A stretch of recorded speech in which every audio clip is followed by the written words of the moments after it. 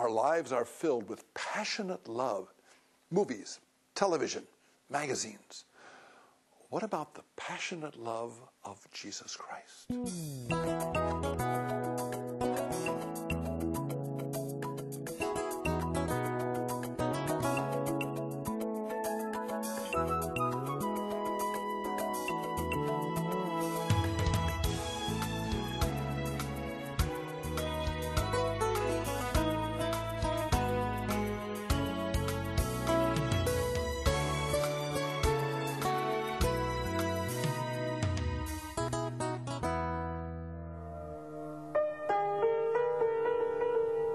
The upper room, believed to have been the site of the Last Supper, is a large room with stone floors.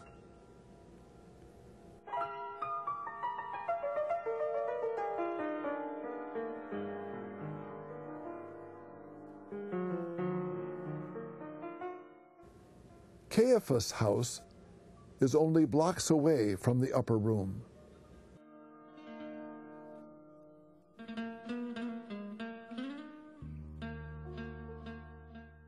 The stone steps into the dungeons, which lay beneath it, is where probably Jesus spent the night before his trial.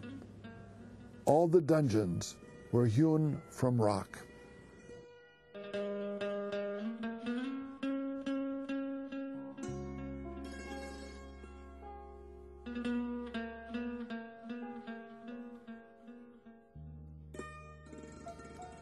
Here are the original steps besides Caiaphas' house down the side of Mount Zion to the Kedron Valley below and the Garden of Gethsemane.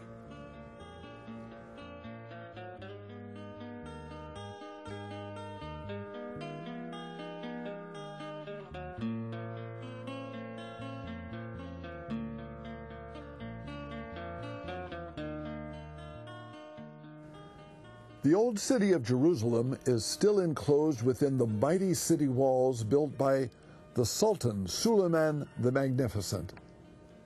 There are open shop stalls lining every narrow, unleveled, winding cobblestone way.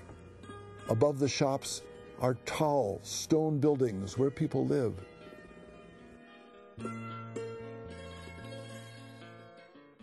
There's much chattering, bargaining, noise, and music that fill the air. There's a lot of activity going on, of buying and selling, of enjoying and celebrating.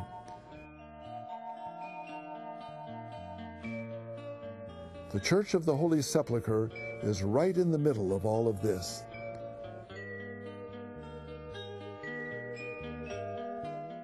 St. Helena began the building of the Church of the Holy Sepulchre in 326 A.D., and it was completed 9 years later. Like most of the other churches of the Holy Land, it was also destroyed in 614 A.D., later rebuilt, and then taken by the Muslims. The present structure that we see has undergone a lot of changes due to invasions and natural calamities. The innermost room within the church is the sepulchre, which we enter head bowed. There is the stone on which the body of Jesus was laid, the tomb of Joseph of Arimathea.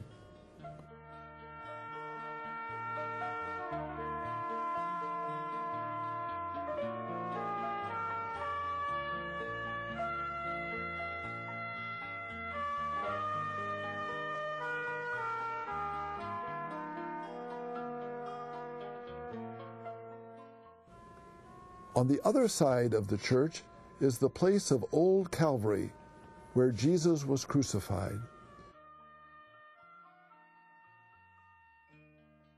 Beneath the altar, there's a hole. One can feel the stone through the hole on which the crucifix of Jesus was planted.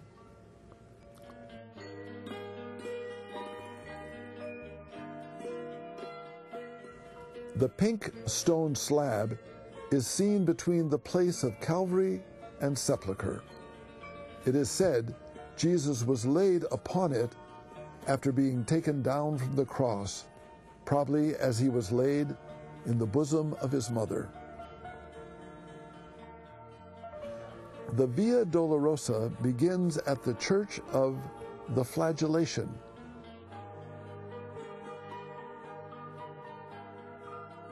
Here, we're standing at the actual downhill bedrock that served as the very center of the Fortress Antonia, next to the Temple Mount in 30 AD, and the home of the Roman legion stationed in Jerusalem at that time.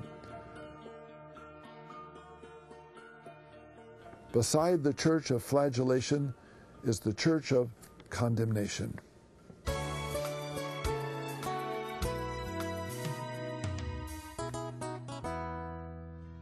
Thank you very much for watching the program. Thank you also for sending in your donations to allow us to continue. It's so very vital. I'd like to come back to you after you've sent your donation by giving you a gift. It's a gift that is written by a friend of mine, Father Marty Padovani, a member of my community, Divine Word Missionaries. The title of the book is Healing Wounded Emotions. Father Marty is a counselor, and he's going to come to you as you read this book with deep insights into some of the topics that are really at the heart of the pain and struggle that you're going with. Pain and struggle with emotions. There are some topics here that I know you'll relate to. Take, for example, anger. How do we deal with anger? Anger with other people, anger with ourselves, even anger with God. Father Marty is going to open some doors and bring you the peace that you're looking for. What about forgiveness? Forgiveness of someone that's hurt us, or even forgiveness of ourselves. Then there's the other overriding problem of emotion that we experience time and time again in our world today. And that's the problem of depression. How many people have I run into that are just overwhelmed with this shadow of depression in their life, and they don't know how to get out? Father Marty, with the wisdom and prayer that he gives, is going to help you in a rich way.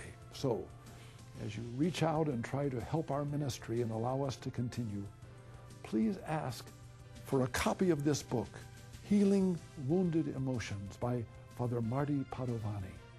And together, may we bring about the peace and the power of Christ.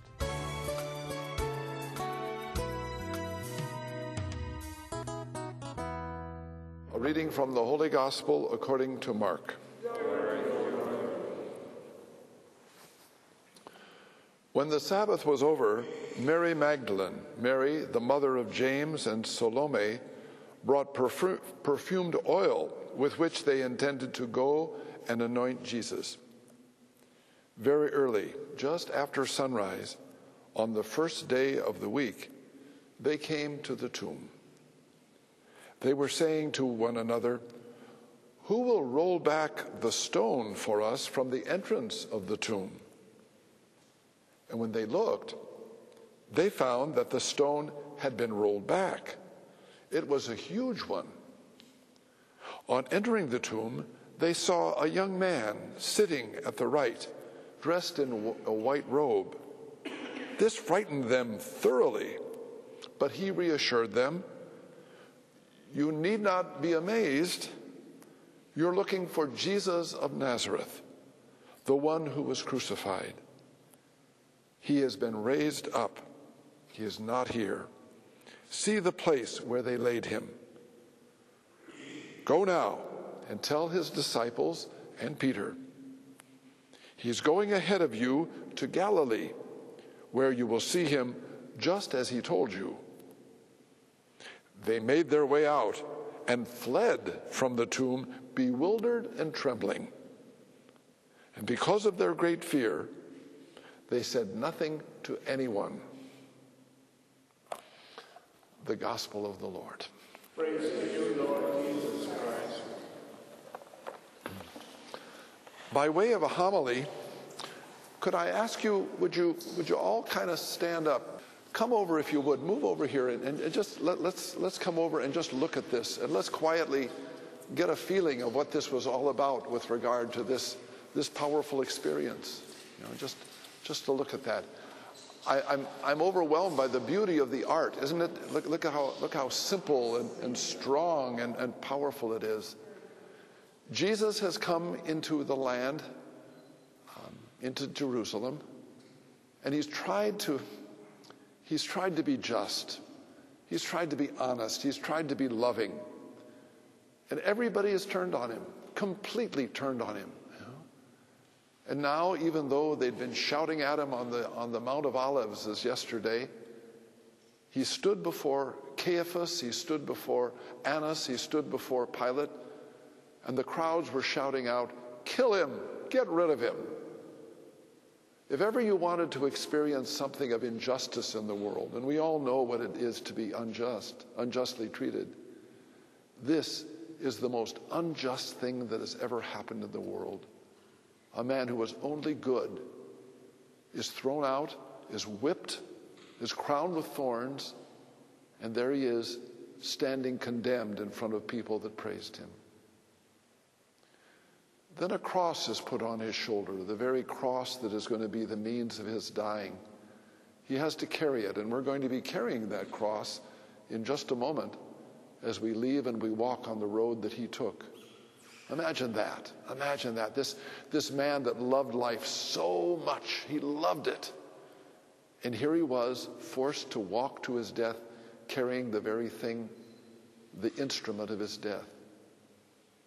Not only was it the beatings, but the agony in the garden just took so much out of him that he falls. Look at him falling there. You know? And you can imagine, oh, he's roughly treated. Soldiers want to get on. They said, this is something, let's get rid of this man. And he's pushed and treated roughly. Then look, there's his mother. We've been very close to Mary as we've gone up to Ein Karim, where she visited Elizabeth. We've been close to Mary at the Church of the Annunciation. She loves Jesus very, very much. And this is the fruit of her body. This is the fruit of her life. And she looks at him now, beaten. And you can only imagine what was said through their eyes as they spoke to one another in the sorrow of now this death. The death that she didn't know the resurrection was going to happen. All she could do would be overwhelmed with the power of the cross. Fascinating, a man by the name of Simon the Cyrene is asked to help Jesus. Cyrene is a place over in, it seems, in Africa. He was probably just wandering down the streets and the soldiers roughly grab him. And look at, he's the one that helps to bear Jesus' cross. Each of us has to think about this. The burden that Jesus bears of sin, of brokenness in the world. Simon somehow does that. He helps to carry the Lord. And us, gosh, whenever we can do something of good to another person, we can also help to bear the burden of the evil around the world in which we see. Then the wonderful tradition of Veronica. She breaks through and she wipes the face of Jesus, which was, I'm sure, coated with all kinds of blood. And she puts her cloth on his face to clean him. And as a reward, there's an image of Veronica. The word Veronica means true image. And so there was an image given in that. So many times it's not Jesus that we do it to, but maybe it's the changing the diaper of a baby or wiping the face of someone who's hurt. All of the acts that we do, simple as they are, can be really a touching of the experience of Christ. Jesus falls a second time. I was talking with Jim yesterday, and we were talking about the struggle with trying to live a good life. And isn't life filled with all the times we fall? All the times we have these great aspirations of what, great people we're going to be, and we're going to change the world, and we're going to be good people, and then we fall. And now we see Christ a second time falling, and it really gives us courage, doesn't it, in our brokenness and in our weakness, that Christ is with us. He meets these women of the town of Jerusalem, They're crying for him, and he gives consolation, even in his own sorrow. How many times when we're not feeling well, we want all the attention to ourselves, and yet Christ reaches out. But he also says a word of warning. Beware that unless you start to be people of justice, the world can be broken. And oh my, I'm thinking of the injustice to the Palestinians, the injustice that's going on in our world today. Lord, please help us, and we know that we might have to pay a price for that. He falls a third time. A third time he falls.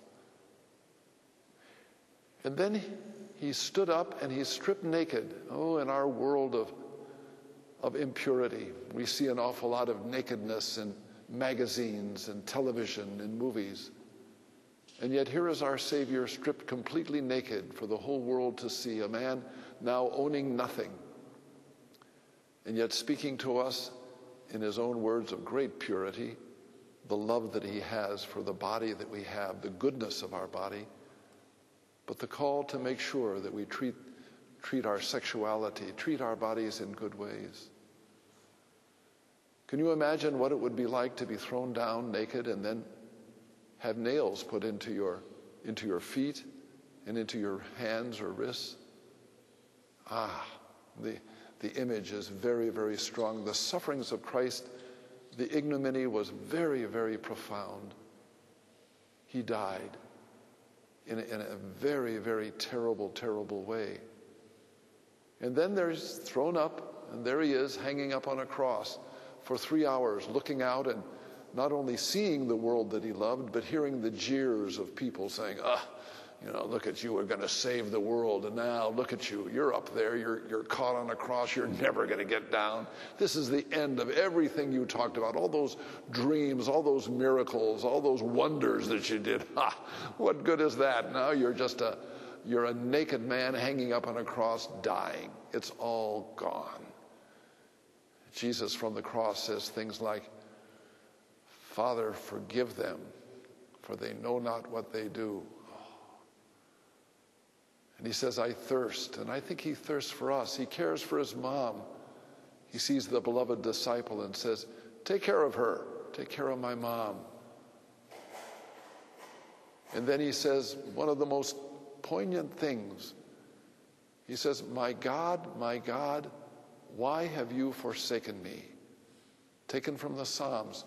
Jesus touches the depth of sometimes the separation that we experience from God. Sometimes when a terrible tragedy hits and we can't understand a God there and we're separated from God, Jesus touched the depth of our separation in a mighty way. And finally, he gives up his spirit. Father, into your hands I commend my spirit, and he dies. Joseph of Arimathea, a man of courage, willing to go against what was popular, goes to Pilate and finds out, gets permission to have him taken down after a soldier, rather than breaking his legs, which was the custom of those days, put a spear right through his side. And Scripture says water and blood flowed out of his side. And then the Pietà. Jesus is laid in the arms of Mary. And you can only imagine this mother who knew every inch of the body of Jesus as a mother is now with tender hands reaching around and moving over his face, over his shoulders, over his chest, seeing his legs, this tender body that she loved. You can only imagine the heartbreak that was hers, the utter loss of a good son, now dead. He's put in the tomb. He's put in the tomb, and we've seen so many tombs, isn't it? And the look of the women wondering what, and having to hurry because the Sabbath is here. Oh, the Sabbath is coming, and we have to do this before the sun goes down.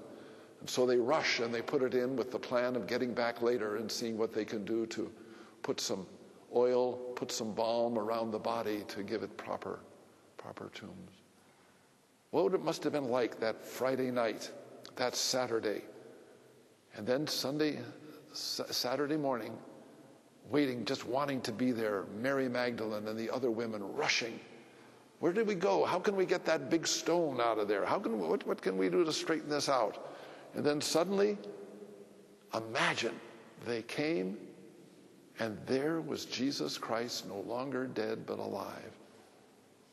And in this powerful act, you and I have the promise not only of victory over the deaths that we experience in our life, in our hearts, and in those around us, but our salvation. We believe that in this resurrection, you and I are going to live forever in heaven with the Lord and with those we love. Thank you, Lord, for your passion. Thank you, Lord, for your cross. Thank you, Lord, for the victory, and may we live that life every moment of our life. Amen. Amen.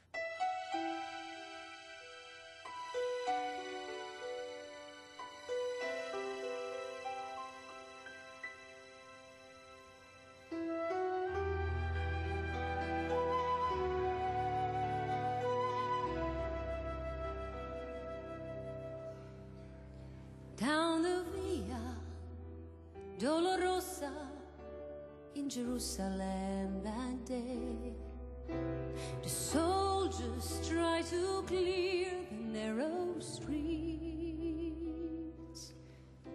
but the crowd pressed in to see the man condemned to die on Calvary.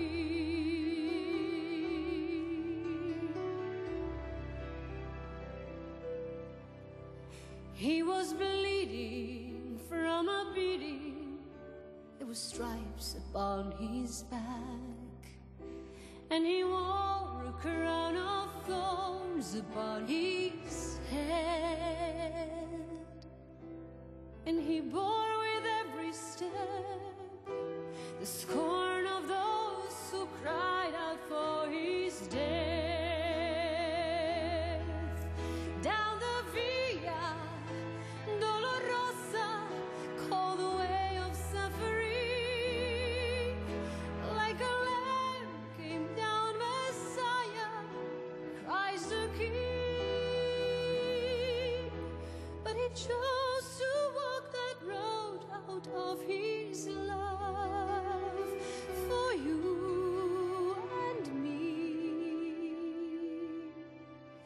Down the Via Dolorosa, all the way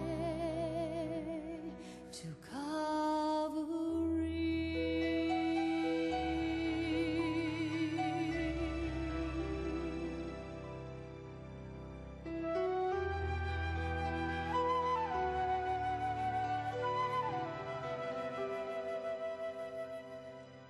Por la Via Dolorosa, triste día en Jerusalén, los soldados le abrían paso a Jesús, mas la gente se acercaba para ver a quien llevaba aquella cruz. Por la Via Dolorosa, que es la vía del dolor, como oveja vino Cristo, Rey Señor, y fue quien quiso ir por su amor, por ti, por mí. Por la Via Dolorosa al Calvario y a morir. The blood that would cleanse the souls of all men made its way through the heart of Jerusalem. Down the Via Dolorosa, all the way of suffering, like a lamb came down Messiah, Christ the King. But he chose to walk that road out of his love for you and me. Down the Via Dolorosa, all the way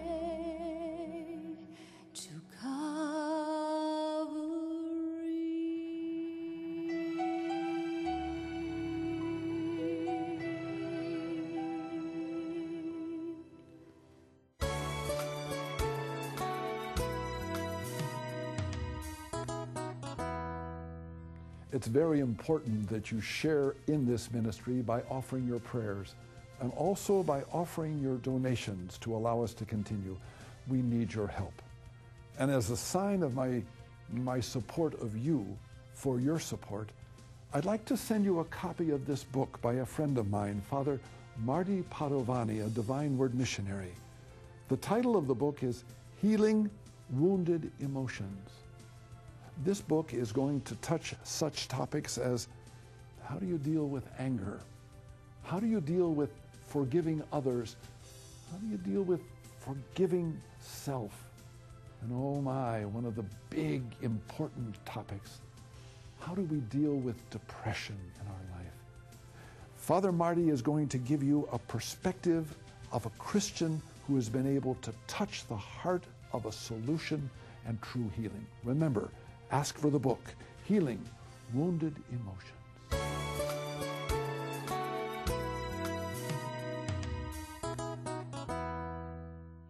Thank you so very much for being with us for this program in which we've walked on the road that Christ carried his cross. We've gone to the mount where he died.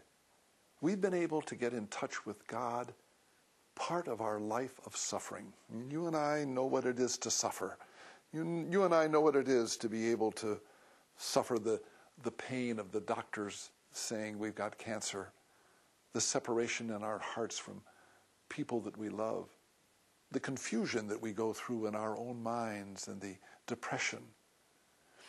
God is present with us with the passion, with the real desire to enter into all of our sufferings, our physical, our emotional, even our spiritual sufferings. Rest in that confidence, would you?